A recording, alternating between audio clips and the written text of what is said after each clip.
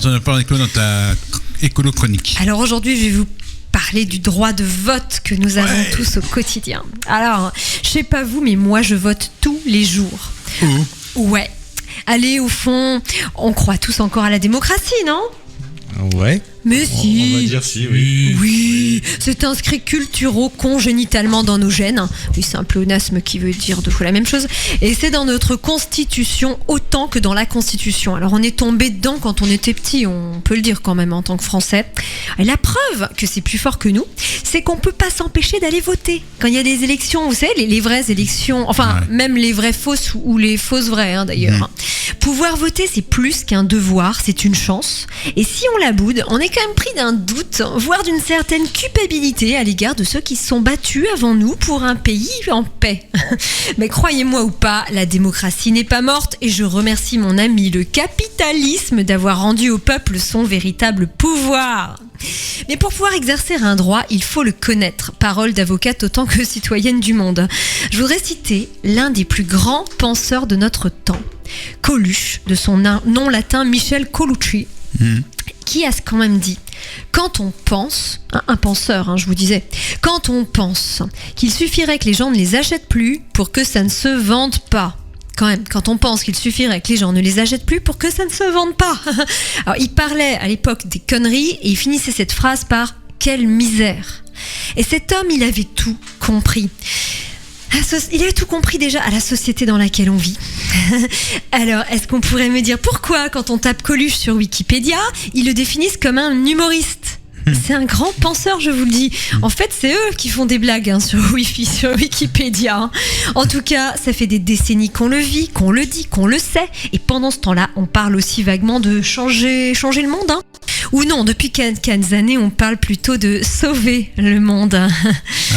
En tout cas, je parlais de voter. Et pour moi, la meilleure occasion de voter, c'est au quotidien. Et mon bulletin de vote, c'est un petit truc carré. Ça s'appelle une carte de crédit. C'est moderne, c'est pratique. Je ne la change qu'une fois par an ou tous les 2 ans et je l'ai toujours sur moi. Et le luxe, c'est que j'ai le choix de mon bureau de vote. Supermarché, magasin bio, petit producteur ou internet, local ou international. Alors bien sûr, si vous voulez que faire votre course rime avec voter, ça implique de se renseigner avant, comme avec des vraies fausses élections ou des fausses vraies élections. Sinon, ça rime pas. Faire les courses, voter, on est d'accord, ça rime pas automatiquement. Donc, s'informer avant. Vous n'iriez tout de même pas voter pour n'importe qui. Voyons. Oui, enfin, quand on voit le résultat des élections, parfois on a un petit peu l'impression. Mais bon. Donc, bref, quand on fait les choses bien, on va à la rencontre des candidats. Votre poisson, monsieur, il est pêché comment ? Et votre bœuf, il serait pas nourri avec des céréales OGM issues de la déforestation par hasard ? Alors, je sais ce qu'on va me dire. De toute façon, on nous cache des choses, on peut jamais vraiment savoir. Mais pas plus qu'un candidat au présidentiel, qui aurait son nom sur un vrai bulletin de vote. Oh, et puis parfois, il n'y a même pas à réfléchir. Ça s'appelle un vote contestataire ou un vote par défaut. Alors, les candidats Bayer, Monsanto, vous savez bien que ce sont des extrémistes dangereux pour la terre et pour la paix dans le monde. Pareil, avec la même variété de pommes, bio ou pas bio, franchement, avec le minimum qu'on sait, la pas bio, elle inspire quand même moins confiance. Elle va pas être irréprochable et elle fait peut-être l'objet d'inculpations pour pesticides, abéiocides, apicides pour les amis du latin, mélicacide pour les amis du grec et ou génocide pour les amis des grecs, des latins et de tous les humains. Bon, et puis dans le doute, quand on s'estime insuffisamment informé, il reste le vote blanc, l'abstention. Dans le doute, d'accord, on s'abstient. Et bonne nouvelle, dans la société de consommation, l'abstention et le vote blanc comptent pareil, c'est-à-dire double, voire triple. Ils deviennent même synonymes. Je vote blanc chaque fois que je m'abstiens d'acheter, de consommer, que je m'abstiens par exemple d'aller faire les courses. Voilà.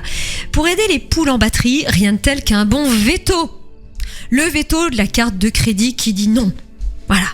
Alors je vous le dis, champs de blé en monoculture, pieds de tomates hors sol et hors soleil, animaux en batterie, enfants et adultes du monde dans des mines ou dans des usines. Je viens vous libérer, je viens vous sauver car j'utilise ceci comme veto, ma carte de crédit. J'utilise ceci pour voter. Et je vous le dis, seul ou pas seul, moi je vote tous les jours.